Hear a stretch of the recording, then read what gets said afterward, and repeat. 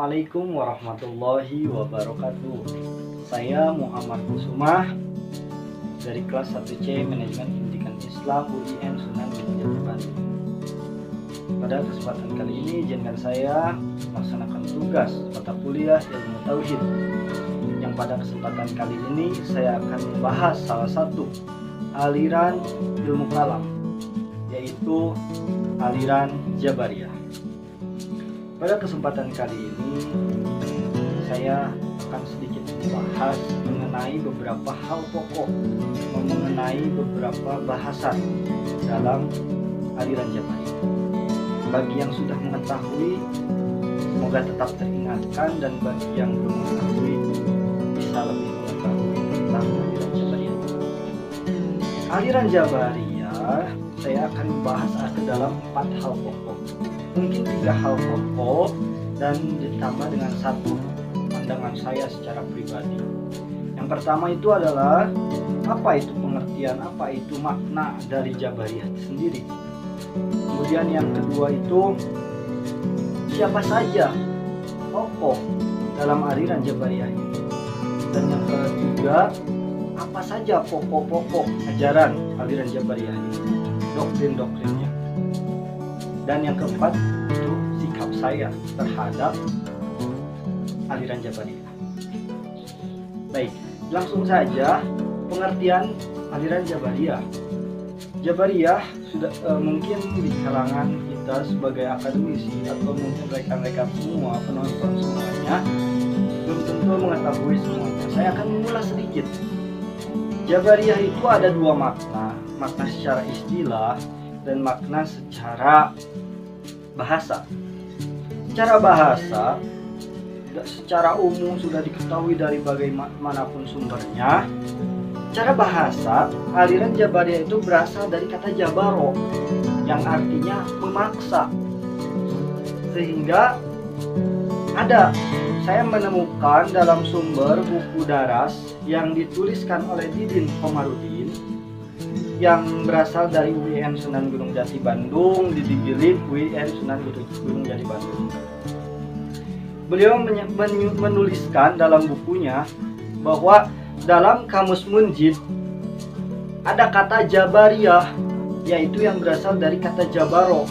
Jabaro di sini adalah sama bermakna memaksa, tapi di sini ada sedikit kepanjangannya, yaitu memaksa atau dan mengharuskan untuk melakukan sesuatu. Jadi segala sesuatu itu terpaksa dalam aliran. Secara bahasa pun mungkin kita sudah mengetahui. Yang kedua, secara istilah. Apa secara istilah? Jadi secara istilah ini adalah penolakan terhadap adanya perbuatan manusia atau kekuatan manusia yang ada dalam diri manusia, karena semuanya hanya dari tergantung qada dan qadarnya Allah. Sesuai dengan sejalan dengan Harun Nasution yang telah menuliskannya dalam buku Teologi Islam, beliau menjelaskan bahwa semua perbuatan manusia, semua manusia mengerjakan dengan keterpaksaan. Sehingga aliran ini, kata beliau, Harun Nasution, dikatakan bahwa sebagai fatalisme atau predestination. Yang arti fatalisme di sini adalah sesuatu hal yang melakukan hal-hal yang fatal. Nah, karena apa? Karena semua itu ditentukan dari Allah, tergantung pada qada dan qadarnya. Jadi sudah ada dalam garisannya, sudah, itu aliran Jabariyah. Itu mungkin pemahaman secara garis besar, pengertian dan makna secara garis besar. Namun kita singkat saja, saat itu siapa saja yang berperan penting, yang terkenal dalam aliran ini, dalam aliran Jabariyah ini. Sebelumnya ada 4 yang biasa kita pahami, yang biasa kita ketahui. Nah, namun sebelum menyebutkan tokoh-tokoh, saya akan menyebutkan terlebih dahulu.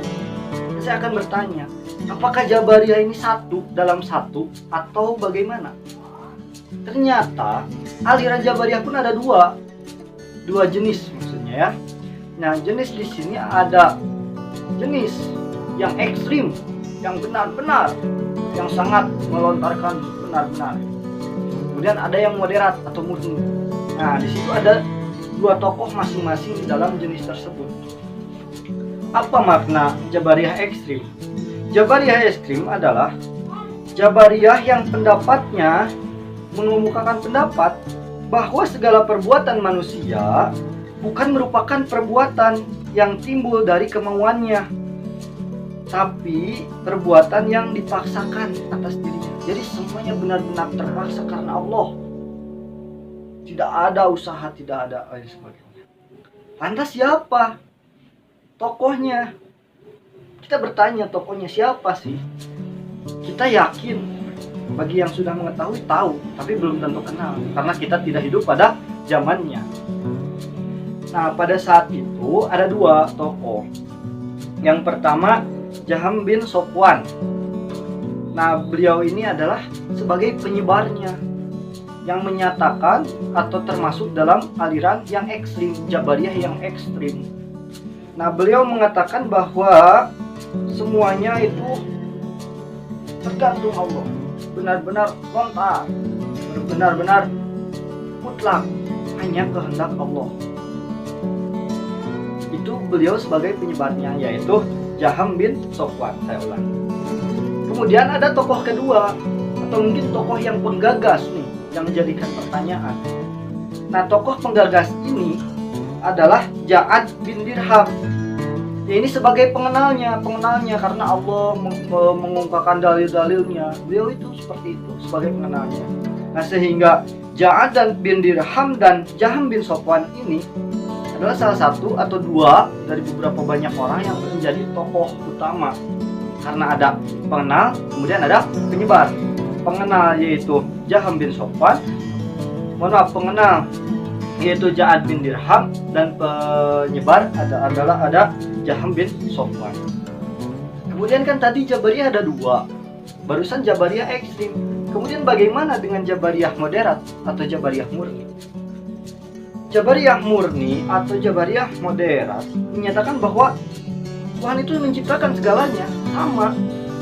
Cuman dalam moderat ini, aliran ini, semuanya mau yang baik, mau yang jahat, itu tergantung Allah. Semuanya tergantung. Cuman, tapi kalau di moderat ini ada sedikit keterlibatan manusia, sedikit ada. Nah, beliau menyatakan seperti itu karena tidak terlalu benar-benar benar mutlak, tapi beliau yang di sini menganggap ada sedikit keterlibatan manusia. Tapi tetap dikembalikan kepada qada dan qadarnya Allah. Manusia itu sebagai pelaksananya, sebagai penggeraknya dari perintah qada dan qadarnya Allah. Nah, siapa saja tokohnya? Ada dua. Ada An-Najjar dan Ad-Dirar.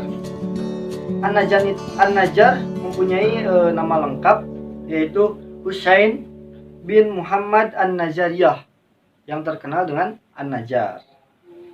Nah, kemudian ada Ad-Dirar. Ad-Dirar itu hanya pendek namanya, yaitu Dirar bin Amr.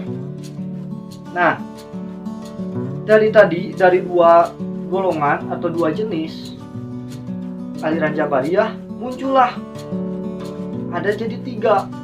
Kenapa muncul? Karena berdasarkan penggolongan pemahamannya.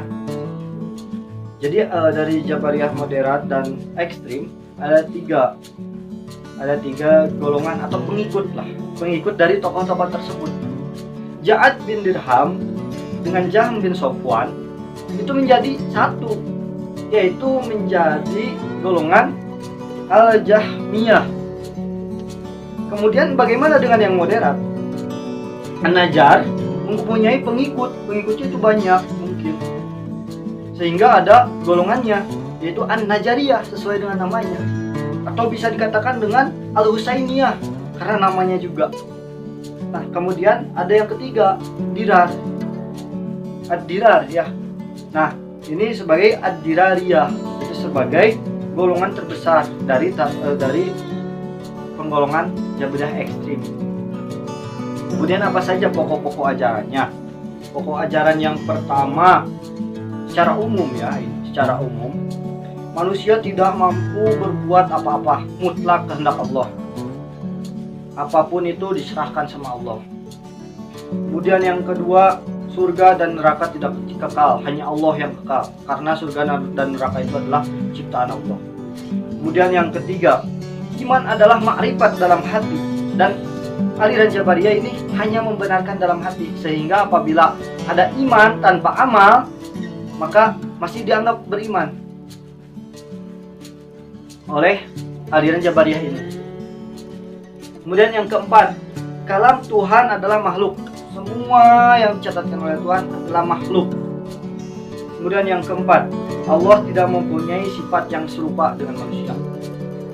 Nah, ya. Kemudian yang selanjutnya, pokok-pokok ajarannya, yaitu Tuhan menciptakan segala perbuatan manusia, tetapi manusia hanya berperan dalam mewujudkan. Tidak ada kehendak atau kesempatan untuk berpribadi melakukan itu. Nah, setelah membahas sedikit dari banyak pembahasan tentang aliran Jabariyah ini, ada pertanyaan dari kita semua.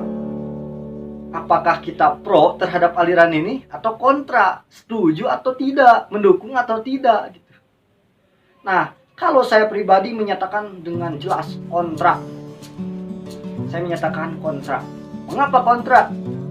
Karena kita melihat dari segi sistematis lah, banyak pengaruh negatif dibandingkan pengaruh positif. Meskipun ada positifnya, apa positifnya? Benar-benar yakin terhadap Allah Subhanahu wa Ta'ala, tapi tidak lengkap, karena keyakinan itu harus diikrarkan dengan lisan, kemudian dilakukan dengan amal, dengan perbuatan. Nah, maka dari itu saya kontra. Soalnya kalau misalkan saya pro, saya yakin dengan aliran Jabariyah ini benar, tidak. Kenapa? Karena pada aliran ini bisa kita kaitkan dengan contoh kita di bidang akademik. Saya akan melakukan ujian akhir semester pada bulan depan. Kalau saya berpegang teguh pada aliran Jabariyah, saya tidak akan melakukan usaha sedikit pun. Saya tidak akan melakukan ikhtiar yang maksimal, karena saya yakin semuanya, mau nilai jelek, mau keisi atau enggak, semuanya tergantung qada dan qadarnya Allah. Tapi tidak seperti itu. Allah itu memberikan kesempatan kita untuk berusaha, karena Allah juga sudah menerangkan bahwa Allah tidak akan pernah merubah suatu kaum kalau kaumnya yang tidak merubahnya. Kalau kaumnya berubah, seperti halnya tadi belajar, meskipun sebodoh-bodohnya manusia, kalau ada kemauan untuk belajar, seenggaknya, setidaknya bisa terisilah jawaban. Mau benar atau salah, yang penting udah usaha. Dan yakinlah, usaha itu tidak akan mengkhianati hasil, atau hasil itu tidak akan pernah mengkhianati usaha. Hasil yang di depan mata, kembali lagi pada usaha kita. Maka dari itu, kalau berpegang teguh pada aliran Jabariyah, saya tidak. Karena saya diajarkan, dan kita sebagai makhluk sosial itu, sebagai manusia yang berakal, mempunyai pikiran, dan mempunyai tenaga, kita diharuskan untuk berusaha dengan akal, dengan pikiran, dengan lisan, dengan tenaga. Untuk apa? Untuk menjadi sebaik-baiknya manusia di dunia ini. Nah, itu. Sekali lagi saya menyatakan, saya kontra dengan ajaran ini. Baik, teman-teman, setelah mendengarkan penjelasan dari saya, apabila ada kekurangan dalam menyampaikan atau kesalahan dari segi makna, dari segi tokoh-tokoh, saya hanya menyampaikan dan mengulang kembali, mereview kembali dari beberapa sumber